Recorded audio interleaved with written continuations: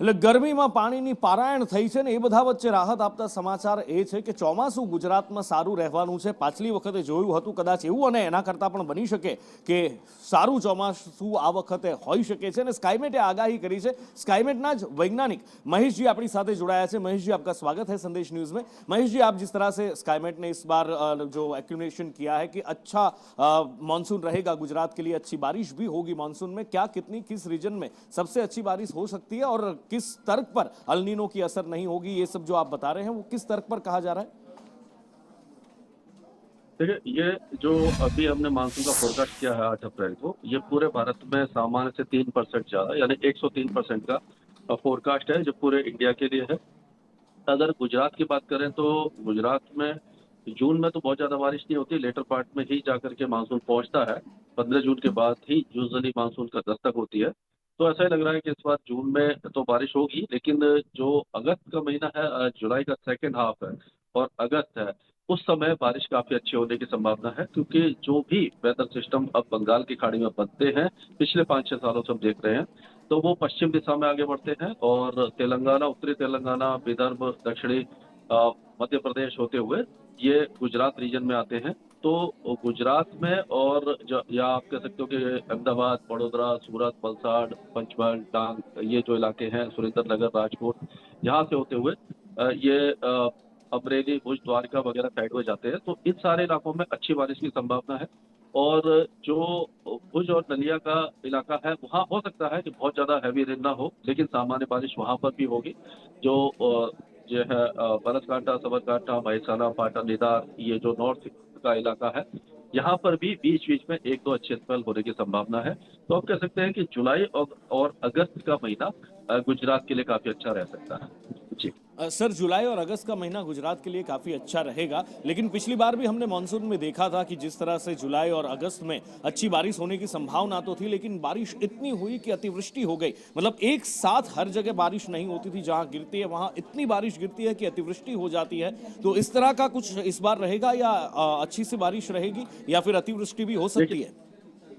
देखिए, ये वैसे तो अनइवन डिस्ट्रीब्यूशन आजकल का नॉर्म बन चुका है, क्योंकि क्लाइमेट चेंज के कारण जो ग्लोबल वार्मिंग हो रही है, उसमें एक्सट्रीम वेदर इवेंट धीरे धीरे बढ़ने लगे। तो क्या होता है कि कोई वेदर सिस्टम बनता है तो एक की जगह पर बारिश, मतलब 2 या 3 डिस्ट्रिक्ट में बारिश बहुत हैवी हो जाती है, और उसका जो एक साथ जो बारिश होती थी, यानी कि जो रिमझिम बारिश हुआ करती थी, वो अब मानसून में बहुत कम दिखाई देती है। तो इस बार भी 1-2 एपिसोड ऐसे आएंगे जब अतिवृष्टि होगी, या कह सकते हो कि हैवी रेन के चांसेस बन रहे हैं। अभी से कहना मुश्किल है, लेकिन ये जुलाई और अगस्त के जो महीने होते हैं, यही सबसे ज्यादा वो एक तरह से बारिश वाले भी होते हैं, और सबसे ज्यादा एक्सट्रीम वेदर इवेंट भी इसी समय होते हैं। तो इस तरह का एपिसोड इस बार भी दिखाई दे सकता है, लेकिन कब रहेगा वो, उसका अलर्ट हम 4 या 5 दिन पहले पहले ही जारी कर देंगे। और जो आपने पूछा था कि अल नीनो लानीना, तो लानीना इस बार जो बना था वो काफी हल्का बना था और शॉर्ट लिव था। उसके बाद न्यूट्रल कंडीशन चल रही है, और ये न्यूट्रल कंडीशन ही मानसून तक रहेंगी। और अल नीनो के चांसेस बिल्कुल भी नहीं है, कोई भी मॉडल, ग्लोबल मॉडल नहीं दिखा रहा कि इस बार मानसून में अल नीनो बनेगा। और सेकेंड हाफ ऑफ मानसून में हो सकता है कि ला नीना धीरे धीरे प्रभावी होने लगे। तो कुल मिलाकर के सेकेंड हाफ ऑफ मानसून है वो ज्यादा अच्छा रहने की संभावना हमें दिखाई दे रही है। जी। सेकेंड हाफ ऑफ मानसून अच्छा रहेगा, अल नीनो की कोई संभावना भी नहीं है। तो ये जो अच्छी बारिश है सर, वो सिर्फ क्या गुजरात के लिए रहेगी या फिर पूरे देश में अच्छी बारिश हो सकती है, या कौन से रीजन में अच्छी बारिश हो सकती है? देखिए, ये अगर पूरे भारत की बात करें तो जो पश्चिमी तट है उसमें सबसे ज्यादा बारिश होगी। गोवा से लेकर के आपका कोकण एंड गोवा, कर्नाटका, केरल, ये पश्चिमी तट पर वैसे भी ज्यादा बारिश होती है, जहाँ पर अच्छी बारिश होगी। मध्य भारत में अगर बात करें तो विदर्भ से लेकर के मध्य महाराष्ट्र और आपका मध्य प्रदेश, गुजरात और ईस्ट राजस्थान में भी बारिश की संभावना काफी अच्छी है। सामान्य से ज्यादा बारिश की संभावना दिखाई दे रही है गुजरात रीजन में भी। और नॉर्थ ईस्ट इंडिया की बात करें तो सामान्य से कम बारिश होगी। और जो हिमाचल प्रदेश, उत्तराखंड, जम्मू कश्मीर, यहाँ पर भी सामान्य से कम बारिश की संभावना है। और अगर शुरुआती दौर पर देखें तो जून और जुलाई में हो सकता है कि बिहार, झारखंड और पश्चिम बंगाल में भी सामान्य से कम बारिश हो, लेकिन यहाँ पर बारिश जो बिहार, झारखंड और पश्चिम बंगाल में अगस्त और सितंबर में बढ़ जाएगी।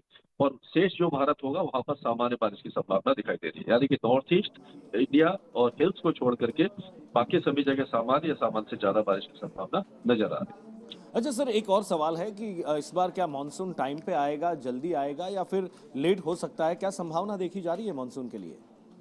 देखिए, अभी ये काफ़ी पहले का सवाल है, यानी कि अभी मानसून आने में अभी अप्रैल का महीना है, मई का महीना है, 1.5 महीने से ज़्यादा का समय है, तो ये कहना मुश्किल है कि समय पे आएगा या बाद में आएगा। लेकिन जो ऑनसेट का बहुत ज़्यादा असर दिखाई नहीं देता। कभी-कभी ऑनसेट समय से पहले हो जाता है, लेकिन आगे बढ़ते हुए मानसून में कमज़ोरी आ जाती है और बारिश कम हो जाती है। कभी-कभी मानसून देर से ऑनसेट करता है, उसके बावजूद अच्छी बारिश देता है।